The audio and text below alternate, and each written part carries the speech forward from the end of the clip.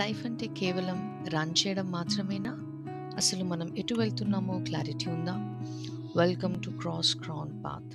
ఇది కేవలం ఒక ఛానల్ కాదు, మన లైఫ్ జర్నీకి ఒక కంపాస్.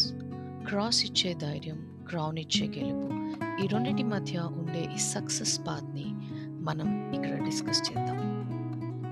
ప్రతి వారం మీలో బెస్ట్ వర్షన్ని బయటకు తీసే పవర్ఫుల్ కంటెంట్ ఇక్కడ మిస్ అవ్వకండి. మీ లైఫ్లో పాజిటివ్ చేంజ్ చూడాలనుకుంటే వెంటనే ఈ సబ్స్క్రైబ్ బటన్ని ప్రెస్ చేసి మా కమ్యూనిటీలో జాయిన్ అవ్వండి. Because your purpose is waiting. Let's start the journey. Praise the lord. ఈ క్రాస్ క్రౌన్ పాత్ అసలేంటి? సిలువ ద్వారా కిరీట మార్గం లేదా శ్రమల ద్వారా విజయం? క్రాస్ శ్రమలకి సాదృశ్యం అయితే కిరీటం విజయానికి సాదృశ్యం.